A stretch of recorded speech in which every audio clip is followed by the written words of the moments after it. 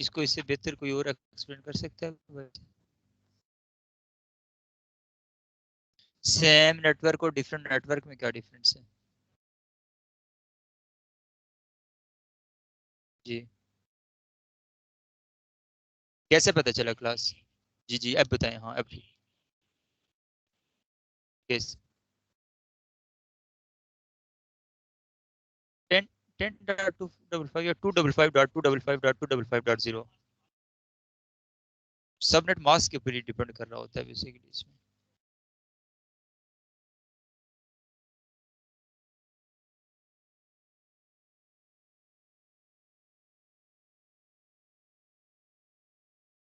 और इफ हम DHCP server क्यों बनाते हैं?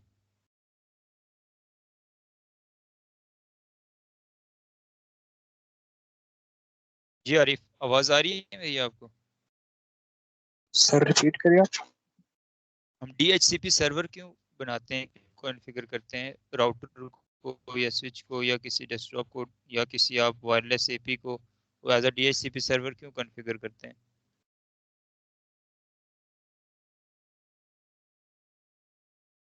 सर जितने भी एंटी डिवाइसेस है उनको ऑटोमेटिकली आईपी एड्रेस देने के लिए। जी, ठीक है। वी वीलैन ट्रंकिंग प्रोटोकॉल और dynamic trunking protocol DTP, VTP और DTP में क्या डिफरेंस है? जी आप बताइए मुझे। Is difference between VTP and DTP?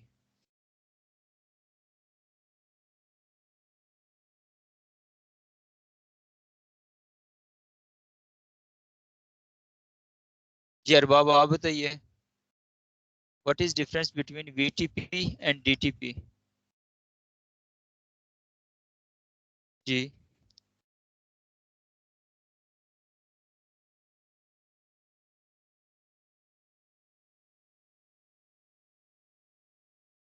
जी जी, बोलिए, बोलते जाएं।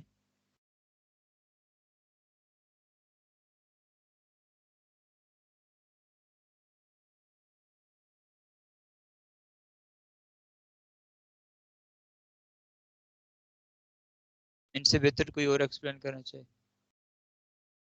जी आप बताइए माज।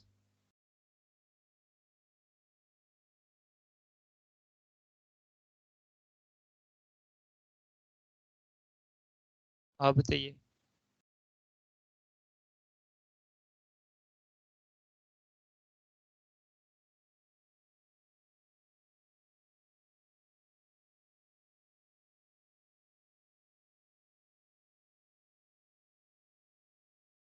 VTP के मोड्स ऑफ ऑपरेशन कौन कौन से हैं? कौन कौन से मोड्स हैं VTP के?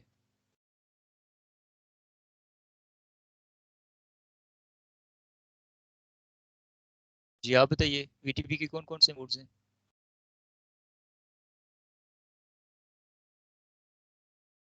हसीब आप बताइए, VTP क्या है और VTP के कौन कौन से मोड्स हैं, और VTP और DTP में क्या डिफरेंस है? Sorry sir, I have no idea.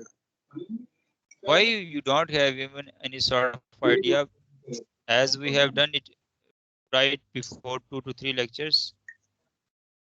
Sir actually मैंने कुछ लेक्चर मिस भी किए थे बीच में ड्यू टू ऑफिस, तो that's why I didn't continue with your videos. तो राइट नाउ मुझे आइडिया नहीं है, मैं काफी पीछे हूँ। चलें, लेकिन इसको कवर करें आप जल्दी से, ठीक है? क्योंकि ये जी टॉपिक्स जो है ना, नेक्स्ट हम लोग राउटिंग भी करेंगे तो ये चीज़ें वहाँ पर भी आपको यूज़ में आएंगी। तो अब ये चीज़ें क्लियर नहीं होंगी तो राउटिंग भी आपको क्लियर नहीं होगी।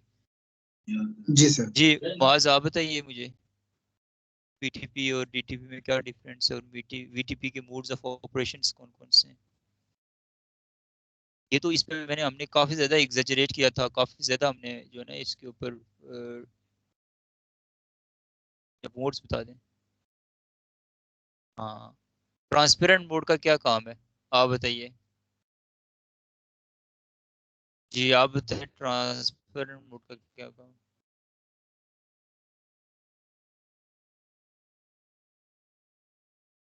ठीक है। ट्रंकिंग प्रोटोकॉल, ट्रंक क्या होता है? What is VLAN trunk? जी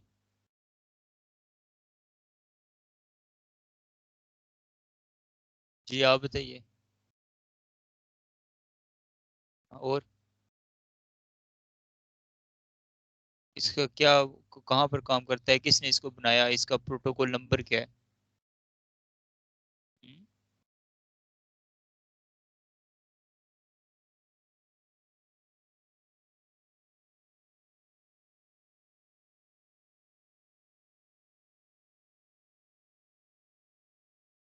मैं ट्रंक की बात कर रहा हूँ, मैं पोर्ट्स की बात नहीं कर रहा। ये स्विच की पोर्ट्स होती हैं वो जो होती हैं आपके पास बेसिकली आप कह सकते हो एक्सेस या ट्रंक मोड्स होते हैं। मैं DTP की बात कर रहा हूँ। वहाँ पर बेसिकली ऑटो डिजायरेबल मोड्स होते हैं। जब हम लोग डिजायरेबल कर देते थे, एक साइड पे ऑटो दूसरी साइड पे डिजायरेबल हो तो ट्रंक क्रिएट हो जाता है। मैं उसकी बात कर रहा हूँ। ठीक है, ये दो डिफरेंट कॉन्सेप्ट्स हैं।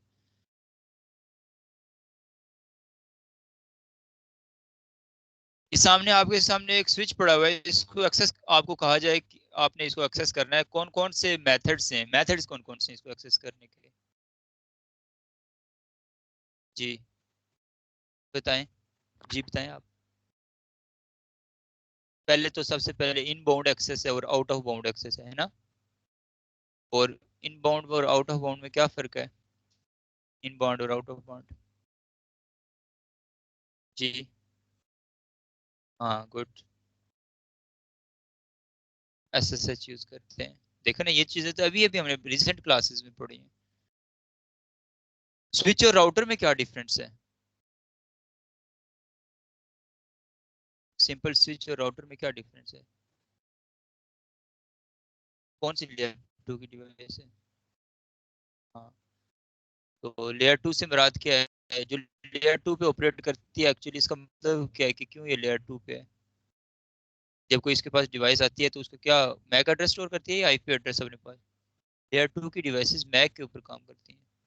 लेयर थ्री आपके पास नेटवर्क लेयर, तो नेटवर्क में आपके पास IP आती है जब डिफरेंट नेटवर्क्स की भी आपने कम्युनिकेशन करोगे।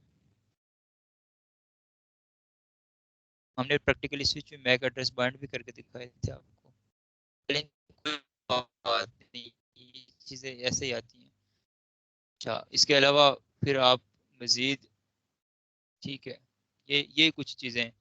अब ये जो लेयर्स की बात हो रही है ना, अब आप लोगों ने बेसिक स्विचिंग अभी सीखी है, अभी भी हम लोग एडवांस स्विचिंग, इसके मजीद स्विचिंग के अंदर जो सिक्योरिटी इंप्लीमेंट की जाती है, जो मैंने जीरो ट्रस्ट आर्किटेक्चर किसी ऑर्गेनाइजेशन पे इंप्लीमेंट करना है, उसके बारे में भी हम लोग डिटेल में इस चीज़ को स्टडी करेंगे मजीद। लेकिन उससे पहले हमने चूंकि स्विच का अंदाज़ा कर लिया, और उसके अलावा हम लोगों ने राउटर के बारे में बेसिक इंट्रोडक्शन ले लिया, चूंकि राउटर में हम लोगों ने DHCP सर्वर बनाना सीखा। राउटर की मदद से इंटर VLAN कम्युनिकेशन भी हमने करवाई है, ऐसा ही है। जिसके बाद आपको स्विच और मल्टी लेयर स्विच में भी डिफरेंस पता चल गया, लेयर टू स्विच और MLS में। ठीक है, एक होता है MLS मल्टी लेयर स्विच, जो कि स्विचिंग की कैपेबिलिटी भी रखता है और राउटिंग की कैपेबिलिटी भी रखता है। उसके बारे में भी आपको नेटवर्किंग डिवाइसेस का काफी हो गया जो आप यूज करेंगे एक इंफ्रास्ट्रक्चर। अब हम लोग चूंकि, जी हसी बोलिए।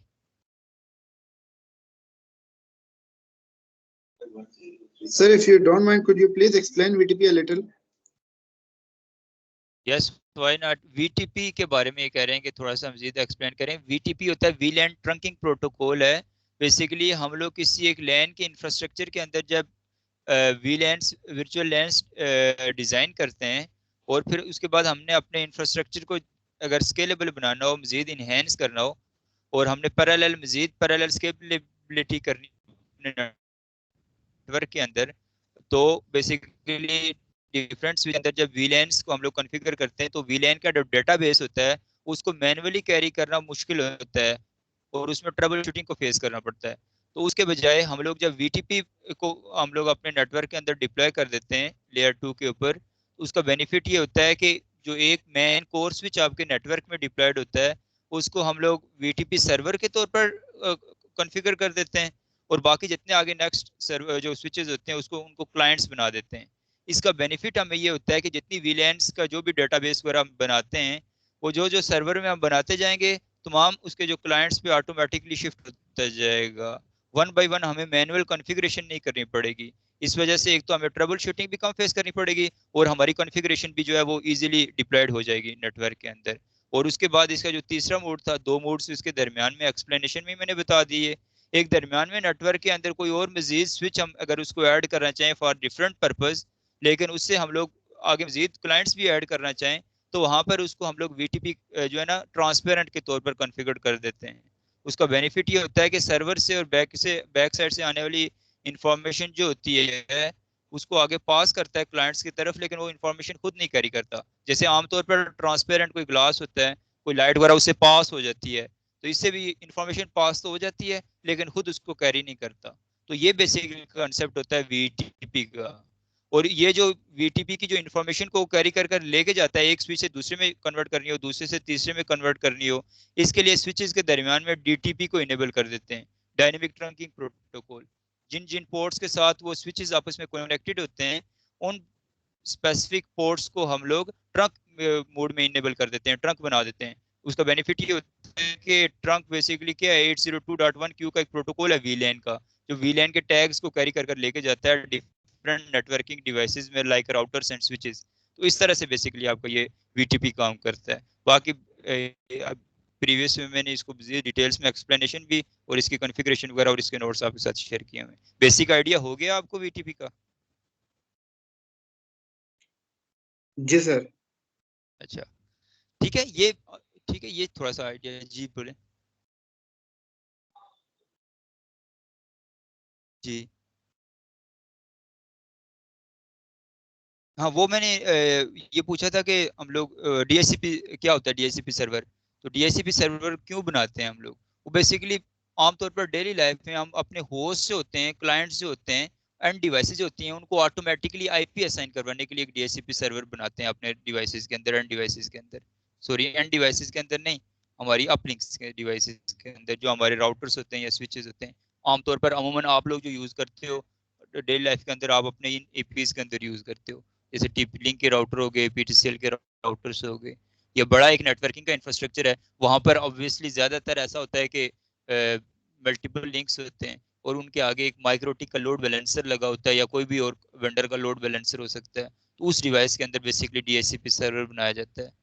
ठीक है, उसमें फिर आगे आशान आपको बेहतर बता सकता है कि हम जो है ना कोई एपी वगैरह होते हैं उनको स्टैंड अलोन मोड में भी रख सकते हैं। वो एपी खुद भी जो है ना डीएचसीपी सर्वर के तौर पर काम कर सकता है। क्यों आशान? हाँ, लेकिन डिटेल में बताया करें, फिर बात आगे आगे ना छोड़ दिया करेंगे, कोई और खुद करे हैं। हाँ, स्टैंड अलोन मोड के बारे में भी पता होना चाहिए सबको। ये हम वायरलेस का टॉपिक भी आएगा तो इसको मजीद हम लोग डिटेल में स्टडी करेंगे बहरहाल। ठीक है, उसको मैंने iOS के बगैर भी कर लिया था वैसे।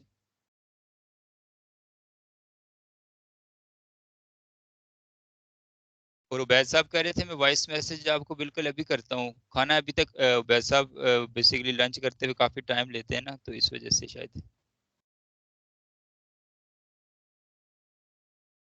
हाँ हाँ, ठीक है, मैं बताऊंगा आपको।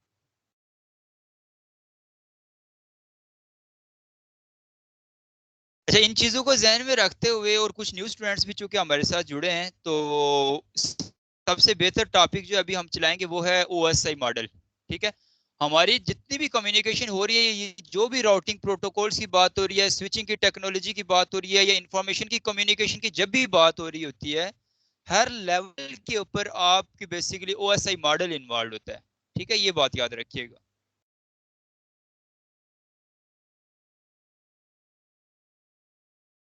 तो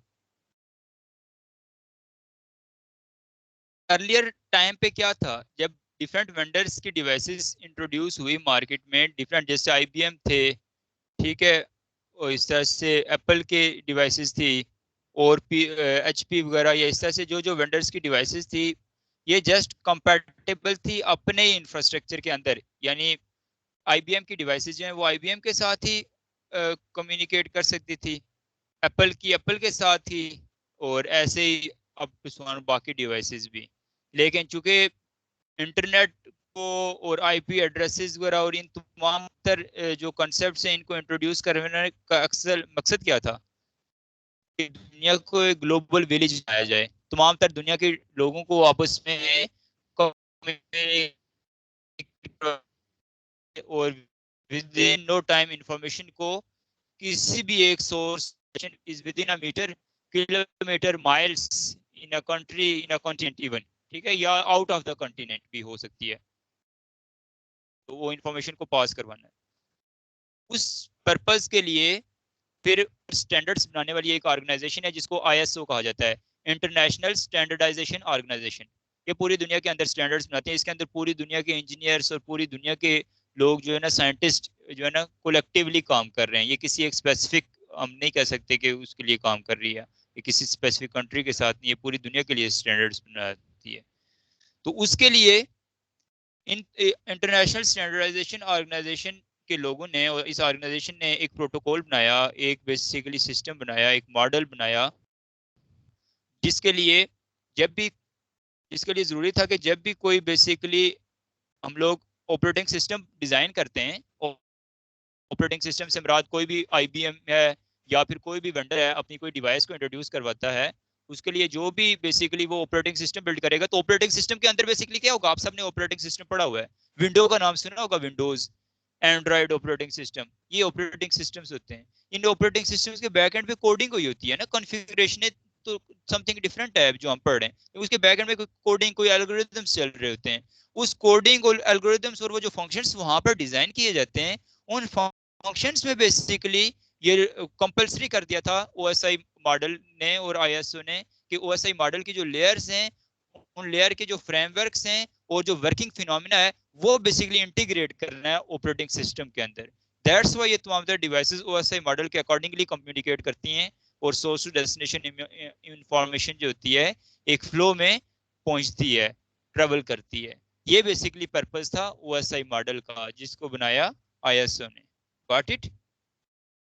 तो इस वजह से आज का हमारा जो टॉपिक है वो ओएसआई मॉडल है।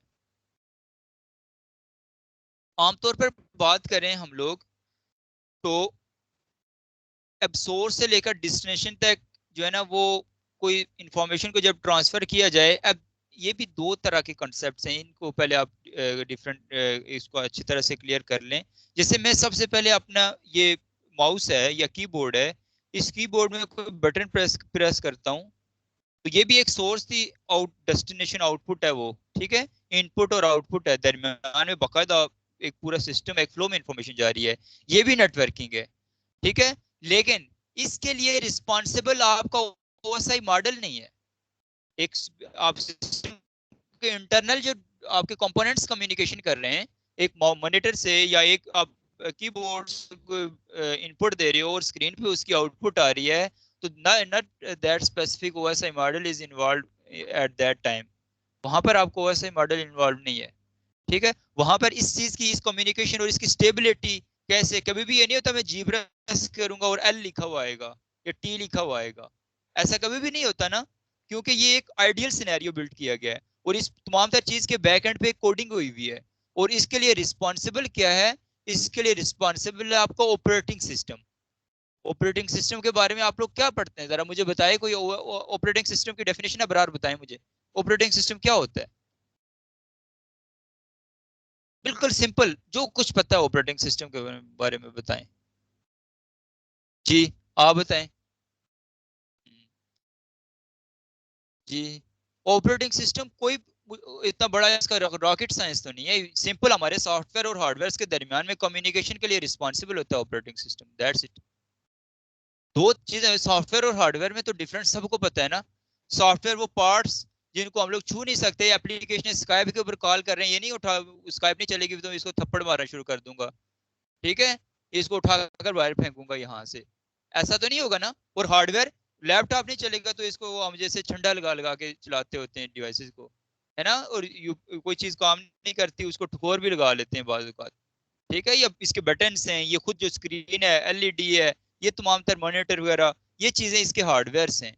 लेकिन सॉफ्टवेयर अकेला कुछ नहीं कर सकता, हार्डवेयर अकेला कुछ नहीं कर सकता। इनके दरमियान में जो एक ऑपरेटिंग सिस्टम है, जब विंडो उड़ जाए, कहते हैं विंडो उड़ गई है, आईओएस बेसिकली बैक एंड पे असल क्या होता है, वो क्रैश हो जाती है, लेकिन हम कहते हैं विंडो उड़ गई है, ठीक है। तो जब विंडो क्रैश होती है तो उसका क्या मतलब होता है? ऑपरेटिंग सिस्टम खराब हो गया।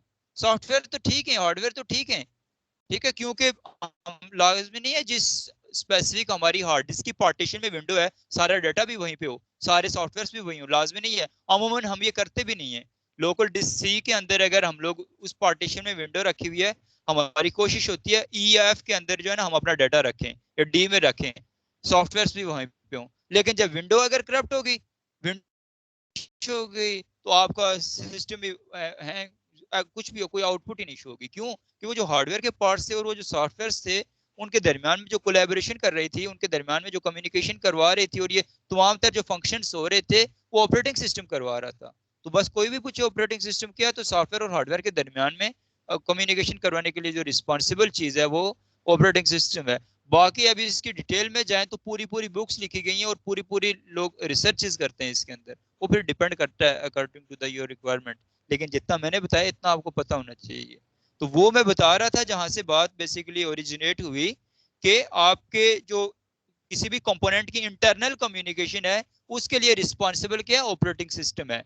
लेकिन जैसे ही उस कंपोनेंट से बाहर की बात करते हैं, इवन एक केबल लगाकर इसके साथ ही एक लैपटॉप कनेक्ट करके इनके दरमियान में कम्युनिकेशन करवाऊं, या वायरलेस में मैं अपने मोबाइल के साथ इसको कनेक्ट करके कम्युनिकेशन करवाऊं, या फिर माइल्स में, और मैंने आपको बता दिया कॉन्टिनेंट्स लेवल के ऊपर कम्युनिकेशन करवाऊं, तमाम तर ये क्या है, इंट्रा डिवाइस कम्युनिकेशन है, इंटर डिवाइस कम्युनिकेशन है। इंट्रा तो उसके अपने कंपोनेंट्स की थी, इंटर उसके बाहर किसी और कंपोनेंट के साथ, किसी और डिवाइस के साथ जब कम्युनिकेशन होती है, वहां पर आपकी नेटवर्किंग इन्वॉल्व होती है, वहां आपका ओएसआई मॉडल इन्वॉल्व होता है, और वहां पर इंफॉर्मेशन इन सात की सात लेयर्स जो होती हैं ओएसआई मॉडल की, यहाँ से पास होती हुई सोर्स से लेकर डेस्टिनेशन तक ट्रेवल करती हैं। तो ये बेसिकली पर्पज होता है ओएसआई मॉडल का।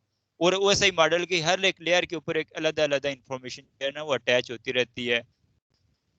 और जो है ना लेयर तो क्या मुराद है लेयर की, जैसे हम किसी को पहले खतो किताबत करते होते थे, वहां पर पहले मुल्क का नाम, ठीक है, फिर शहर का नाम, फिर इलाके का नाम, फिर गली मोहल्ले का नाम, ठीक है, और उसके बाद घर नंबर, ऐसे पूरा एक सीक्वेंस में लेयर्स लगी हुई आती थी। और फिर जैसे जैसे पहले उस मुल्क में इंटर होती थी वो इन्फॉर्मेशन, तो उस मुल्क की इन्फॉर्मेशन, वो मुल्क का नाम वहां से रिमूव हो जाता था, एक लेयर रिमूव हुई। उसके बाद जब उस शहर में पहुंचती थी, शहर की इन्फॉर्मेशन रिमूव हो गई, क्योंकि वहां पर पहुंच गई, ताकि लेयर्स कम होती जाएंगी, इन्फॉर्मेशन को पास होने में आसानी होगी। तो ऐसे ही यहाँ पर भी सेम तरीका है कि आपकी सोर्स और डेस्टिनेशन के दरमियान में कम्युनिकेशन के लिए ये लेयर्स इन्वॉल्व होती हैं, और इन लेयर्स की इंफॉर्मेशन जाते हुए भी और आते हुए भी, जाते हुए अटैच होती जाती हैं और वापसी पे रिमूव होती जाती हैं, और एट द एंड जो है ना एप्लीकेशन लेयर से स्टार्ट होती हैं और एप्लीकेशन लेयर पे एंड होती हैं। तो वो फिर उसके दरमियान में क्या क्या डिवाइसेस आती हैं, क्या क्या मैकेनिज्म्स आते हैं, कौन कौन से प्रोटोकॉल चलते हैं, ठीक है, और कौन कौन सी फिजिकल डिवाइसेस आती हैं, यानी कौन कौन से हार्डवेयर आते हैं और कौन कौन से सॉफ्टवेयर आते हैं, इनको अब हम लोग इसको पूरा डिटेल में स्टडी करेंगे ओएसआई मॉडल को। पर्पस समझ आ गया ओएसआई मॉडल का? चलें लिखें, ये जो चीजें मैंने बताई हैं बेसिक ओएसआई मॉडल का पर्पस, इसको अच्छी तरह से अपने पास नोट करें, उसके बाद फिर हम लोग इसको मजीद एक्सप्लेन करते हैं।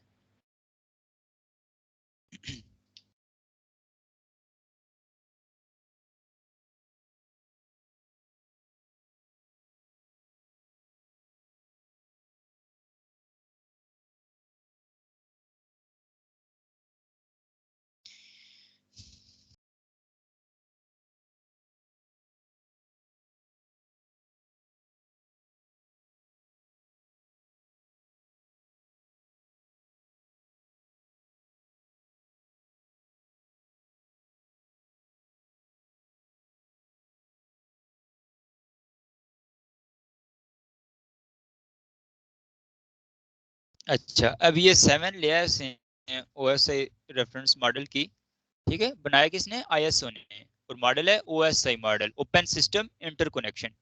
ठीक है, जब भी किसी प्रोटोकॉल के साथ, किसी सॉफ्टवेयर, किसी टूल के साथ ओपन लग जाए, इसका मतलब ये होता है कि वो किसी वेंडर की प्रोप्राइटरी नहीं होती, वो एक ओपन स्टैंडर्ड चीज होती है, जिसको कोई भी किसी भी वेंडर के साथ यूज किया जाए तो वो वहां पर कंपैटिबल होगी। ठीक है, ये याद रखिएगा।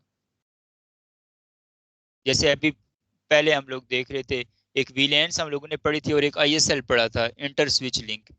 तो वीलैंस जो थी वो बेसिकली ओपन स्टैंडर्ड हर जगह काम करती है, और आईएसएल जो है वो सिस्को का प्रोप्राइटरी काम प्रोटोकॉल था। ठीक है। अच्छा, अब यहाँ पर इन लेयर्स की बात करते हैं। सबसे पहले ये तो हम बहुत डिटेल्स में स्टडी करेंगे, लेकिन मजीद आसानियां आपके लिए पैदा करते हुए, लेयर्स तो सबको पता है, application layer, presentation layer, session layer, transport layer, network layer, data link layer और फिजिकल लेयर, ये 7 लेयर्स हैं, ठीक है, जहां से आपकी इंफॉर्मेशन पास होती हुई जाती है।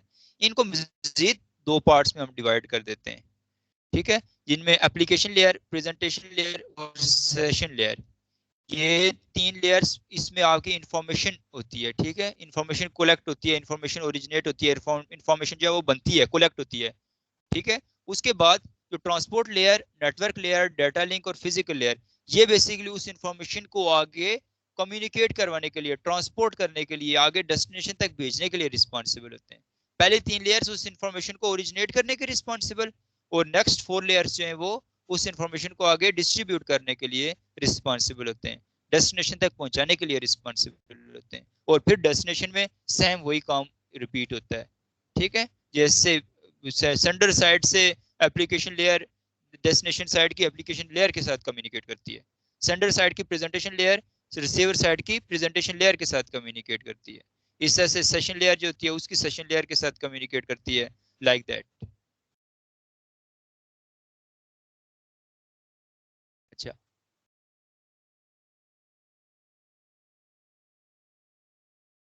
अब बात करते हैं, सबसे पहले ये देखिए आपके सामने ये एक एग्जांपल के तौर पर लिखा भी हुआ है, लेयर 5, 6, 7, यानी एप्लीकेशन, प्रेजेंटेशन और सेशन लेयर, इन तीनों में क्या चीज होती है, डेटा होता है। उसके लेयर 4, लेयर 3 और लेयर 1, 2, इन तमाम में क्या इंफॉर्मेशन होती है, करेगी, कम्युनिकेट करेगी, डेस्टिनेशन तक जाएगी, तो वहां पर स्पेसिफिक डेस्टिनेशन की इंफॉर्मेशन अटैच होती जाएंगी नेक्स्ट 4 लेयर्स में।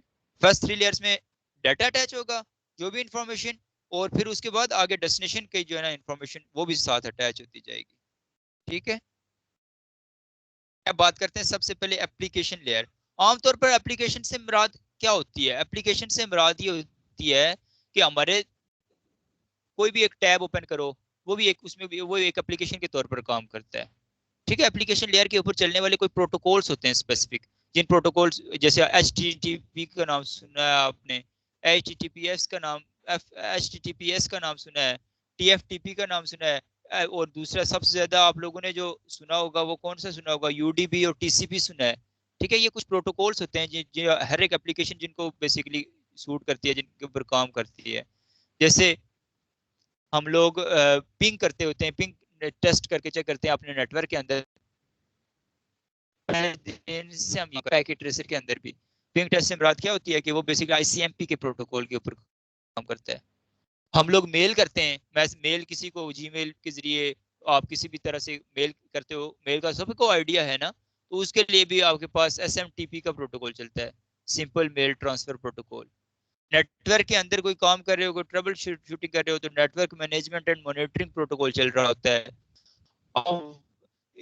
इसके लिए एक एप्लीकेशन पुट्टी के जरिए आपने टेलनेट या SSH करते हुए आपने किसी रिमोट डिवाइस को एक्सेस किया, तो वहां पर आपको पता है वहां पर भी प्रोटोकॉल चलता है TCP का। एप्लीकेशन लेयर के ऊपर हमने कहा था, बात की थी कि ये जो टेलनेट और SSH हैं वो TCP की, TCP ट्रांसमिशन कंट्रोल प्रोटोकॉल की एप्लीकेशन लेयर के ऊपर या एप्लीकेशन लेयर के TCP प्रोटोकॉल के ऊपर काम करते हैं, जिनका पोर्ट नंबर 22 और 23 है रेस्पेक्टिवली, ठीक है। ये चीजें हम लोगों ने पढ़ी थी, अब उस चीज को हम लोग डिटेल में स्टडी करेंगे।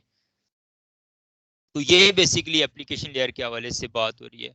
तो ये बेसिकली वेब स्टेशंस में, वेब एप्लीकेशंस में, वेबसाइट्स वगैरह, इन इससे रिलेटेड हम लोग जिन जिन एप्लीकेशंस को एक्सेस करते हैं, जिन जिन एप्लीकेशन से रिलेटेड हम लोग कम्युनिकेशन करते हैं, क्योंकि आपको पता है जो भी काम हम लोग करते हैं इंटरनेट के जरिए एक्सेस करनी है, तो हम सबसे पहले कोई एक ब्राउजर ओपन करेंगे, उस ब्राउजर को ओपन करने के बाद हम स्पेसिफिक किसी ना किसी एक सर्वर को एक्सेस करेंगे।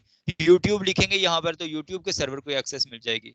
बैकएंड पे काम कौन कर रहा होगा, एप्लीकेशन लेयर के ऊपर काम कर हो रहा होगा, साथ ही वहां पर लिखा हुआ भी आ जाएगा HTTP या HTTPS या वगैरह वगैरह जो भी चीज होगी।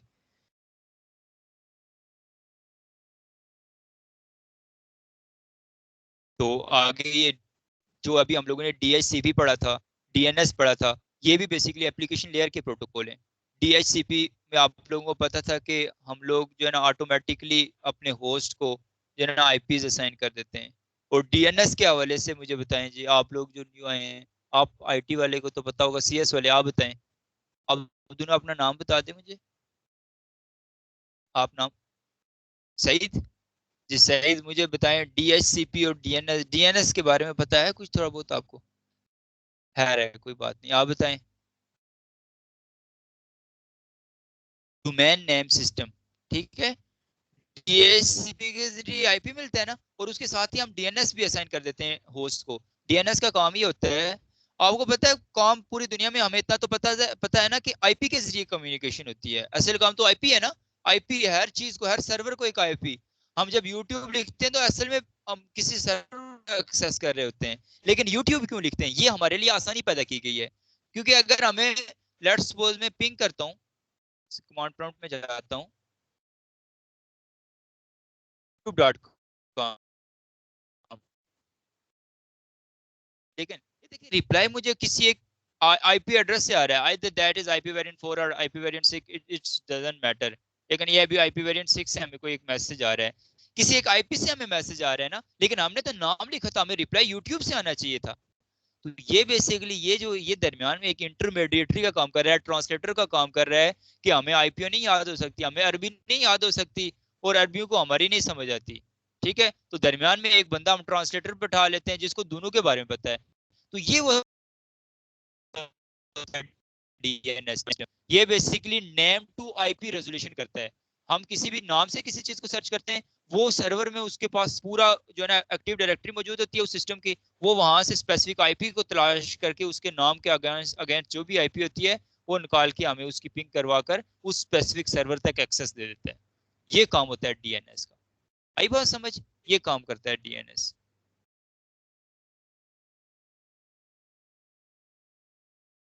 इसके अलावा रिमोट लॉगिन, ये देखें वो वही चीजें हैं जो हम लोग पढ़ भी चुके हैं। अब ये देखें ना, पर्पस ही मेरा यही था, ओएसआई मॉडल को मैं क्यों डिले कर रहा था।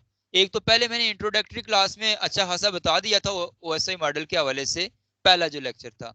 लेकिन उसके बाद चाहिए ये होता है कि एकदम और उसूली तौर पर यही है कि पहले करवा देना चाहिए ओएसआई मॉडल।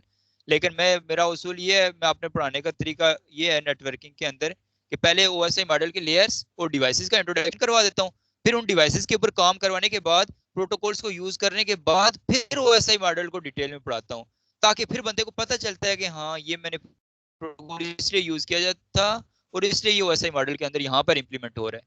तो अब देखें ना, ये प्रोटोकॉल डीएनएस हमने यूज कर दिया, डीएचसीपी हमने यूज कर लिया, टेलनेट एसएसएच हम लोगों ने यूज कर दिए, और उन्हीं चीजों के बारे में यहाँ पर बातें हो रही हैं, ठीक है। और उन्हीं चीजों के हवाले से उनके पोर्ट नंबर्स और वो कैसे काम करते हैं, और एसएसएच में कैसे कह रहे हैं ये इनक्रिप्टेड, यहाँ पर तो लेफ्ट से एक इनक्रिप्टेड चुप लिखा होता है, आपको कैसे समझ आता है वैसे मॉडल में, और आपने इसकी इनक्रिप्शन की, आपने पहले आपने आपका नेटवर्क जो है वो सिक्योर नहीं था, दरमियान में किसी अटैकर ने वायर शार के जरिए आपके पैकेट्स को कैप्चर किया, आपका जो है डेटा कॉम्प्रोमाइज हुआ, फिर आपने एसएसएच के जरिए बाकायदा अपने नेटवर्क को सिक्योर किया, वहां पर MD5 की ऑथेंटिकेशन आपने प्रोवाइड की, RSA एसिमेट्रिक इंक्रिप्शन दी, और उसके बाद फिर जाकर आप लोग का डेटा सिक्योर हुआ। फिर अटैकर ने अटैक करने की कोशिश की, लेकिन उसको डेटा में कुछ नहीं मिला, सारा का सारा डेटा जो है वो इनक्रिप्टेड था, जो कि क्लास आपने मिस कर दी बुलंद इकबाल ने, वो क्लास में आप एक्सेस करिएगा फिर, ठीक है, कहीं से लेक्चर इनके साथ कोऑर्डिनेट करके ले लीजिएगा।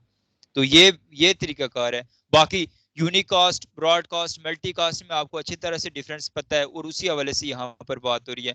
पता है ना, इन तीनों में डिफरेंस ना पता हो तो मैं एक्सप्लेन कर दूं। यूनिकास्ट, ब्रॉडकास्ट, मल्टीकास्ट, इसमें फर्क पता है आप लोगों को? सही, जब 1 to 1 हम आपस में कम्युनिकेट करें ना, मैं आपको टेलीफोन करूं या हम दो लोग जस्ट आपस में कम्युनिकेट करें, तो ये यूनिकास्ट कहलाती है। 1 to 1, दो आईपी हैं, दोनों के दरमियान में 1 to 1 कम्युनिकेशन हो रही है, तो दिस इज कॉल्ड यूनिकास्ट, ठीक है। फिर मल्टीकास्ट, अभी हमारी मल्टीकास्ट हो रही है। स्काइप, आप लोग ऐड हो गए व्हाट्सएप ग्रुप में और स्काइप में? हाँ, अब स्काइप में भी आप मुझे मैसेज कर देना, अपनी स्काइप आईडी में ऐड कर दूंगा, फिर आपको एक्सेस बाकी भी चीजों की मिल जाएगी, ठीक है। तो अब ये देखें, यहाँ पर स्काइप ग्रुप में हमारे पास स्पेसिफिक नंबर ऑफ पीपल हैं, लाइक कितने, 23 लोग, लिमिटेड नंबर है ना, 20 भी हूँ, 30, 100 हूँ, 200 हूँ, लेकिन हमें पता है इतने ही लोग हैं। अब यहाँ पर कॉल मिलाऊंगा, इनके अलावा और किसी को नहीं जाएगी। एक फिक्स नंबर ऑफ ग्रुप जब होता है, उनके दरमियान में जो कम्युनिकेशन होती है वो मल्टी कास्ट होता है, ठीक है जी। क्या हुआ उसके बाद? फिर थर्ड होता है ब्रॉडकास्ट। ब्रॉडकास्ट से मुराद ये होती है कि आपकी ऑडियंस लिमिटेड नहीं होती, और वो काउंटेबल होती है। जैसे टेलीविजन हम देख रहे होते हैं और टेलीविजन के ऊपर जो लोग बातें कर रहे होते हैं वो सुनने वाले काउंट कर सकते हैं कि कितने लोगों ने उनको सुना एक वक्त में? नहीं, अनकाउंटेबल लोग होते हैं। ठीक है, सब तक इंफॉर्मेशन पहुंचा रहे होते हैं वो अपनी तरफ से, तो ये ब्रॉडकास्टिंग कहलाती है। ठीक है, ये डिफरेंस होता है यूनिकास्ट, मल्टीकास्ट और ब्रॉडकास्ट के दरमियान।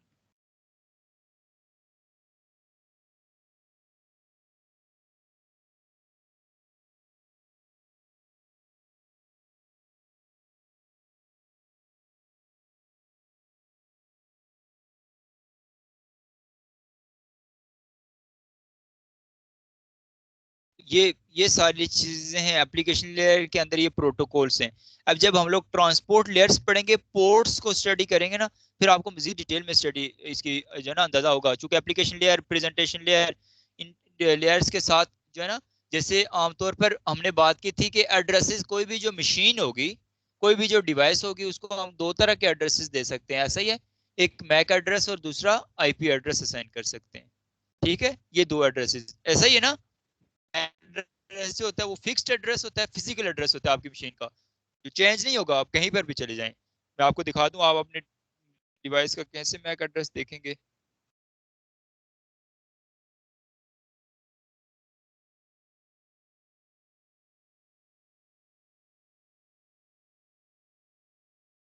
ये देखिए, फिजिकल एड्रेस यहाँ पर लिखा हुआ है, ये हमेशा फिक्स रहता है। ठीक है, 6 बाइट्स का होता है ये। मेमोरी की यूनिट्स का अंदाजा है ना आप लोगों को, bit byte, kilobyte, megabyte. तो इस तरह से ये 6 बाइट्स का होता है। 6 बाइट्स का मतलब कितनी बिट्स होंगी इसके अंदर? 48। एक बाइट में 8 बिट्स होती हैं, तो 6 बाइट्स में 48 बिट्स। तो ये मैक एड्रेस होता है। दूसरा होता है आईपी एड्रेस, 4 बाइट्स पर ये मुश्तमिल होता है। ठीक है, 4 बाइट्स का मतलब 32 बिट्स। ठीक है, 32 बिट्स के और 4 बाइट्स का होता है। ये दो एड्रेसेस होते हैं किसी भी डिवाइस के। ठीक है, इसके बाद आता है आपके पास एक और, ये तो डिवाइस के जो एड्रेसेस असाइन होते हैं, लेकिन डिवाइस के ऊपर जो एप्लीकेशन चल रही होगी, उन एप्लीकेशंस को कैसे डिफरेंशिएट किया जाएगा? जैसे मैं यहाँ से किसी डिवाइस को पिंग करूंगा, कोई कम्युनिकेट करूंगा, एक डिवाइस से मल्टीपल ब्राउजर्स को हम एक्सेस कर सकते हैं, मल्टीपल डिवाइसेस को एक्सेस कर सकते हैं, मल्टीपल सर्वर्स को एक्सेस कर सकते हैं। तो उनके ऊपर मल्टीपल एप्लीकेशन चल रही होंगी, तो एप्लीकेशंस के अकॉर्डिंगली हर एक एप्लीकेशन का एक पोर्ट नंबर होता है, और इन पोर्ट नंबर्स को भी बेसिकली मैनेज करने वाला आयाना है। आयाना पता है ना कौन है? Internet assigned numbering authority. इसी ने आईपी एड्रेस को बनाया है। आईपी एड्रेसेस को बनाने वाली जो कंपनी है और जो इसका डिस्ट्रीब्यूटर है वो आयाना है। ठीक है, ये याद रखिएगा, इंटरनेट असाइंड नंबरिंग अथॉरिटी।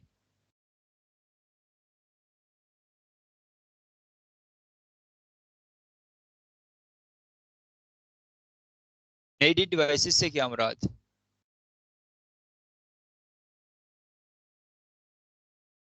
हम्म, वो फिजिकल होगा ना, वो तो फिजिकल होगा। वो तो ओईएम अपने अपने हिसाब से बनाते हैं।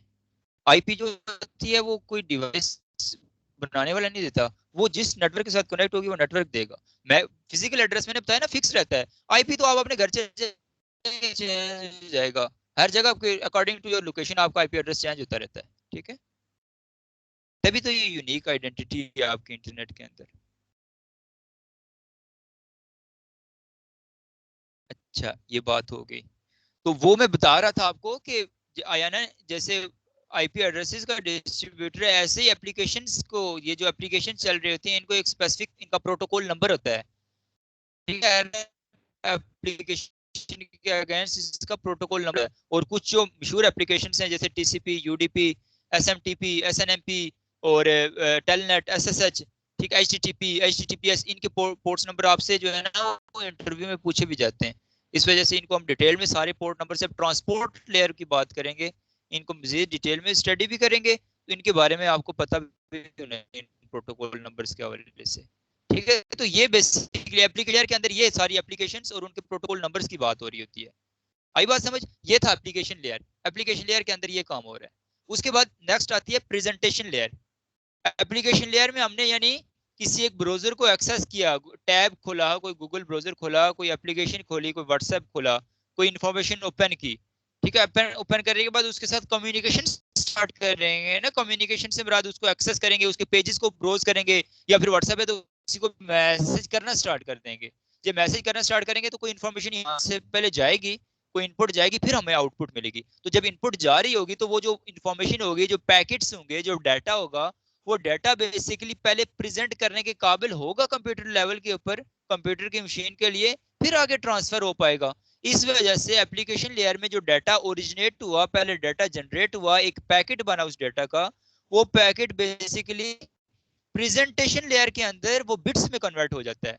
वो ह्यूमन रीडेबल फॉर्म से, ह्यूमन अंडरस्टैंडेबल फॉर्म से मशीन अंडरस्टैंडेबल फॉर्म में कन्वर्ट हो जाता है। तो ये तमाम ये जो प्रोसीजर किया जाता है, ये प्रेजेंटेशन लेयर के ऊपर किया जाता है।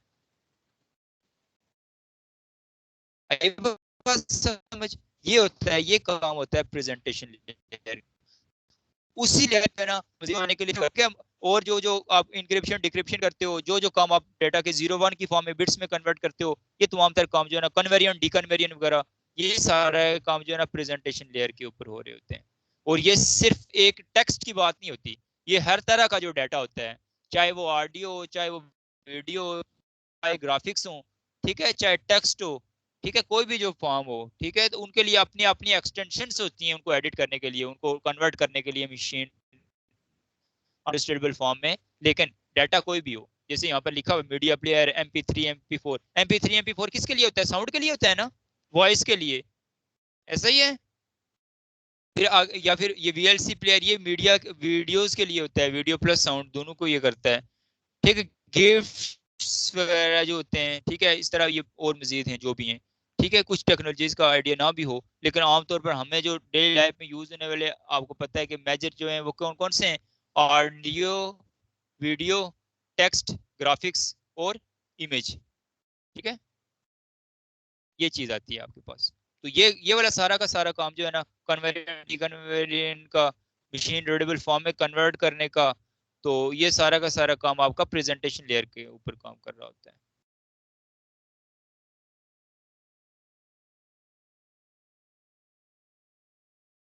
उसके बाद नेक्स्ट बात करते हैं हम लोग सेशन लेयर की, सेशन इस्टेब्लिशमेंट। क्योंकि अब हमने अपने डाटा को पहले ओरिजिनेट किया, हमने भी ये देखा कि डाटा भेजना क्या है, मैसेज भेजना क्या है, मैसेज बनाया। अब हमारे पीसी ने, हमारे लैपटॉप ने उस पीसी उस मैसेज को ट्रांसफर करने के काबिल बना दिया।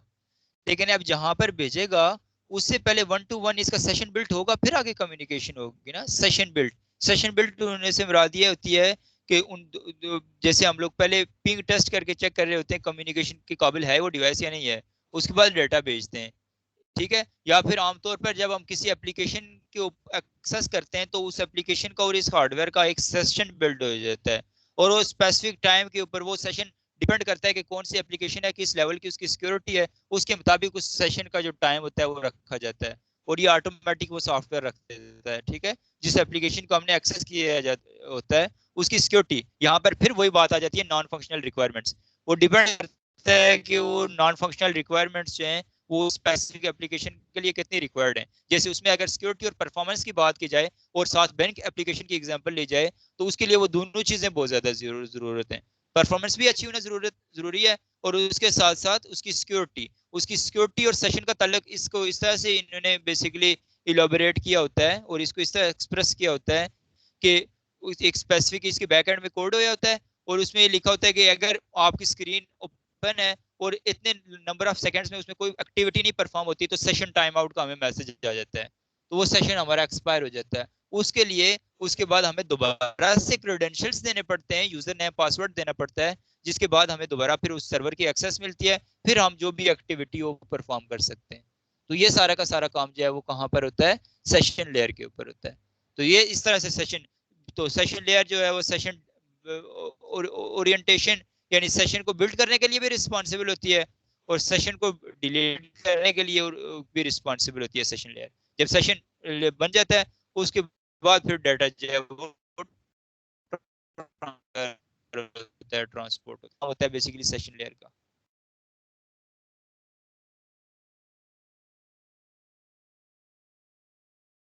उसके बाद ट्रांसपोर्ट काफी सेशन लेयर था कि 3 लेयर्स, ये चूंकि थ्योरेटिकल है और काफी ज्यादा जो है ना इसको अंडरस्टैंड करना जरूरी है, तो इनको अच्छी तरह से जो है ना आप इन 3 को आप लोग पहले आज डेटा को बनाने के बारे में सेशन इस्टेब्लिश हमने देखा। अब नेक्स्ट हम डेटा को आगे देखेंगे कि डिलीवर कैसे करना है, आगे कम्युनिकेट करना कैसे करना है, उस तक देखेंगे, क्योंकि ये काफी डिटेल्ड में है। बताना आसान होता है, इसको याद रखना थोड़ा मुश्किल होता है। इसको आप अच्छी तरह से अंडरस्टैंड करें, इसको जो है ना सही तरह से स्टडी करें, क्योंकि ओएसआई मॉडल ही मेन रिस्पॉन्सिबल होता है। आपका इंटरव्यू जो है ना डोमेन ओएसआई मॉडल होती है इंटरव्यूअर की, जो भी चीजें पूछ रहा होता है वो समहाउ आपके ओएसआई मॉडल से रिलेट कर रही होती हैं। तो आपको रहता है तो फिर आप किसी ना किसी तरह से रिलेट करके, कोई आपके पास ऑड क्वेश्चन भी आ जाए, इररिलेटेड क्वेश्चन भी आ जाए, तो आप उसको किसी ना किसी तरह से मैनेज कर सकते हैं। लेकिन उसके लिए आपको इस ओएसआई मॉडल और इसकी फंक्शनलिटी के बारे में और इसके रियल लाइफ एग्जांपल्स कहाँ कहाँ पर कौन कौन सी लेयर कैसे काम कर रही है, फिर आप से मैनेज कर पाएंगे। ठीक है, चलें, आज के लिए इतना काफी है।